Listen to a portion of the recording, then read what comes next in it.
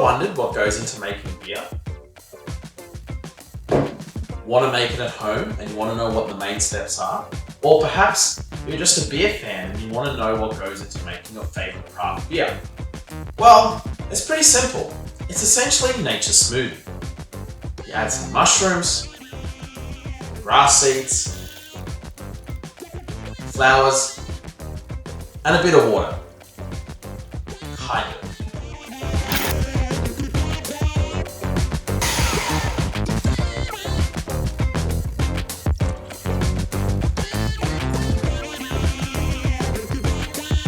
Welcome beer fans to the JKB Brewing channel, and today I'm going to be talking about the basics of how beer is made.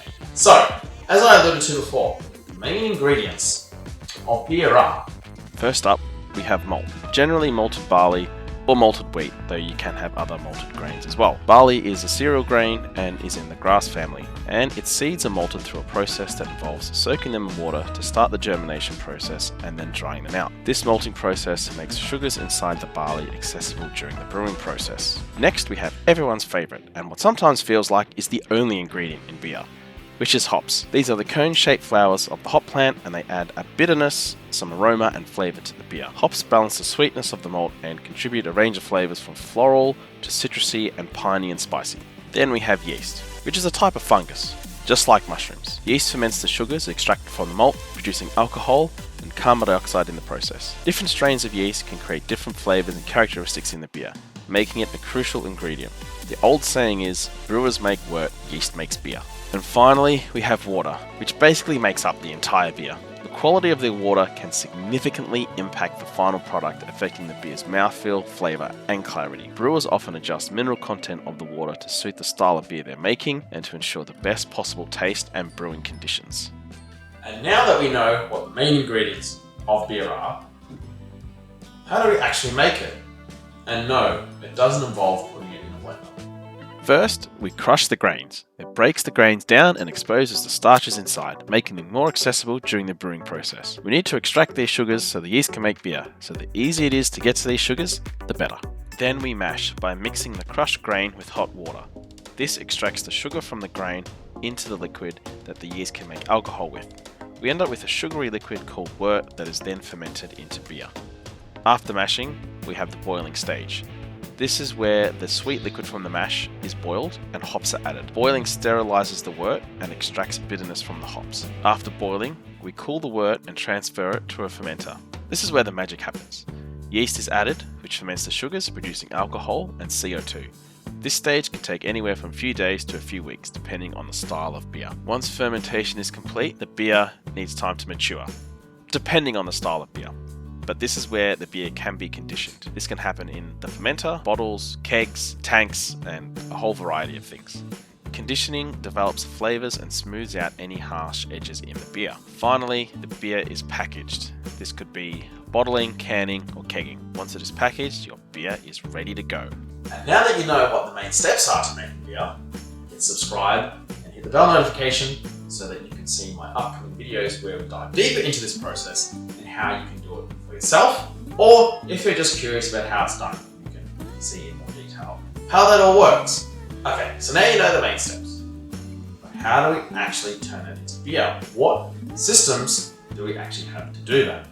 First up, we have the type of system that is used by most commercial or professional breweries, which is the traditional 2 or 3 vessel system.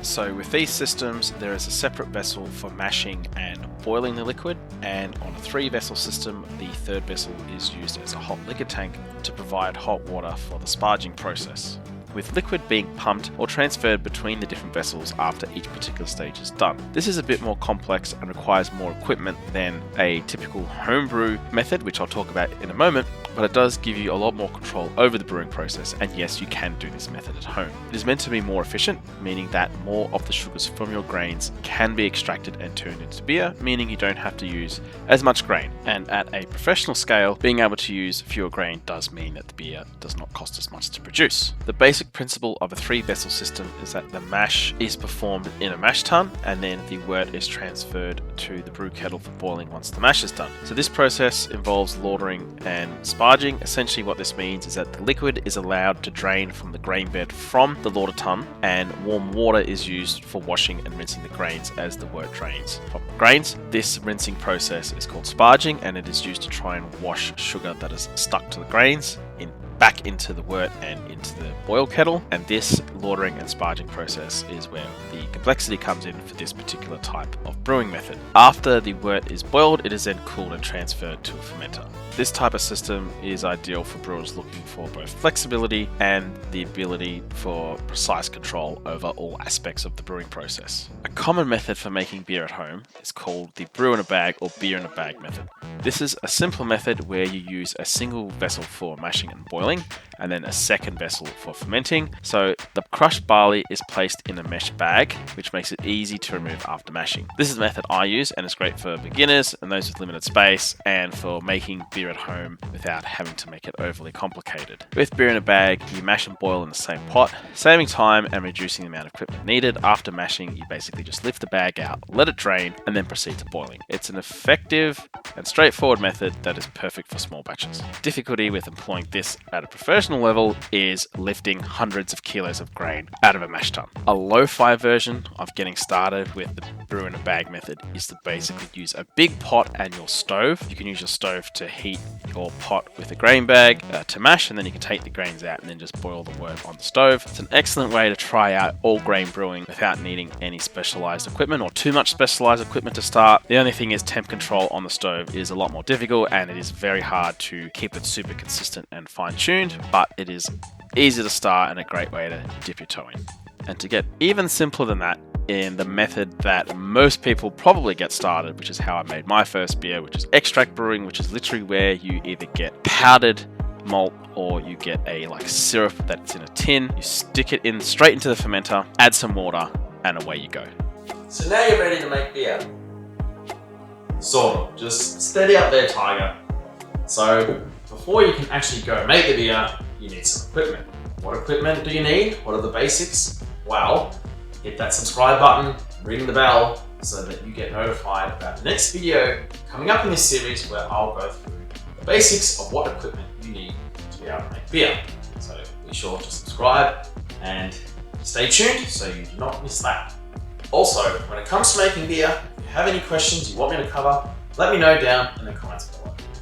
Anyway, thanks for watching. Until next time, cheers.